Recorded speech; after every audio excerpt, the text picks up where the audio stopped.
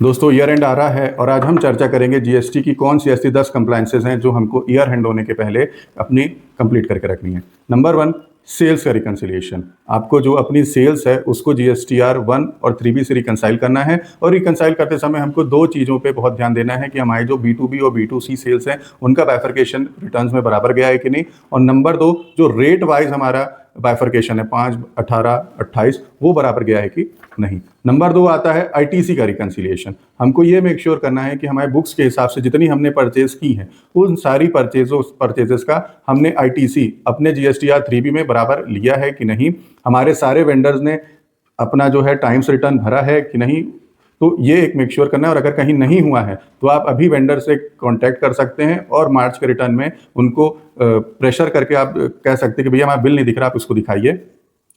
तीसरा आता है आईटीसी का रिवर्सल। कुछ केसेस में आईटीसी आपको रिवर्स करनी पड़ती है। एग्जाम्पल हम बात करें तो अगर आपने अपने सप्लायर को 180 दिन के अंदर पेमेंट नहीं किया तो उस केस में आपको क्या है, अपनी आईटीसी रिवर्स करनी है। तो अगर ऐसे कोई केसेस हैं कि आपने अपने सप्लायर को पेमेंट नहीं किया है और आपने आईटीसी उसकी ले ली थी तो वो आईटीसी रिवर्स करिए। नंबर 2, एग्जाम सप्लाई के केसेस में कि आपकी जो आउटपुट जो सर्विस या गुड्स है वो एग्जाम्ट है, तो उससे रिलेटेड अगर आपने कोई भी सर्विस या गुड्स टैक्सेबल खरीदा है तो वहाँ पे आपको आईटीसी नहीं मिलेगी, आपको वहाँ भी आईटीसी रिवर्स करनी है। या फिर इनएलिजिबल आईटीसी की जो लिस्ट है वहाँ पे आपको आईटीसी रिवर्स करनी है।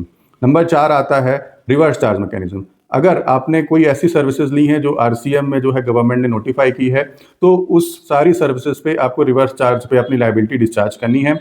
जैसे जीटीए सर्विसेज हो गई, लीगल सर्विसेज हो गई, या फिर जो रेंट आप दे रहे हैं कमर्शियल प्रॉपर्टी पे, अगर आपका जो लैंडलॉर्ड है वो अनरजिस्टर्ड है तो इस टाइप की अगर कोई सर्विसेज आप ले रहे हैं तो आपको जो है रिवर्स चार्ज पे टैक्स भरना है। फिर आता है अमेंडमेंट और करेक्शन इन दी इनवॉइसेस। अगर आपने रिटर्न भरने के बाद कोई भी इनवॉइसेस में करेक्शन अपने की है या कोई इनवॉइस रिटर्न भरते समय आपकी छूट गई थी भरना, तो मार्च के रिटर्न भरने से पहले मेक श्योर करें कि आप उसको चेक करके अपने रिटर्न्स में इनकॉर्पोरेट कर लें। फिर आता है reconciliation of E invoices and E way bill. ये भी आपको मेक श्योर करना है कि जो ई इनवॉइसेज जिन जिन फर्मों को जो है एप्लीकेबल है उनको ये मेक श्योर करना है कि जो ई इनवॉइसेज हैं वो मैच हो रही हैं आपकी बुक्स के अनुसार, और कोई भी ऐसी इनवॉइसेज ना हो जिसका ई इनवॉइस बनाना रह गया। नंबर 7 अपना आता है issuing of debit note and credit note. अगर आपके कोई भी सप्लायर या कस्टमर से आपको कोई डिस्काउंट या किसी प्रकार का आपको चार्जेस कलेक्ट करने हैं तो आपको उसमें डेबिट नोट या क्रेडिट नोट इशू करना पड़ता है। तो ये मेक श्योर करिए कि आपने अगर कुछ ऐसी ट्रांजेक्शंस की हैं जिसमें डेबिट क्रेडिट नोट इशू करना है तो ये मेक श्योर करिए कि आप 31 मार्च के पहले उसे भर दें और रिटर्न में उसको कंप्लाई कर लें। फिर आता है renewal of LUT, letter of undertaking.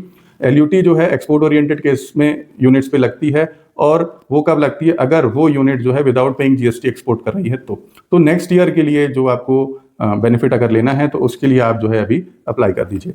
फिर आता है reconciliation of ITC on closing stock with the books.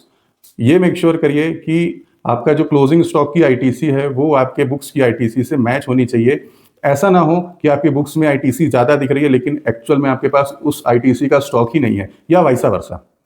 फिर जो आखिरी में नंबर 10 है वो है एनुअल रिटर्न। एनुअल रिटर्न की वर्किंग कोशिश करिए अभी ही कर लीजिए।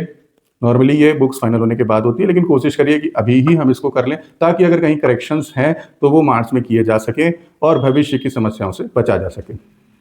अगर आपके फाइनेंस रिलेटेड या कोई भी कंप्लायंस रिलेटेड क्वेरी हो तो आप हमें डीएम कर सकते हैं। हमारे पेज को लाइक करें, शेयर करें, सब्सक्राइब करें। Thank you.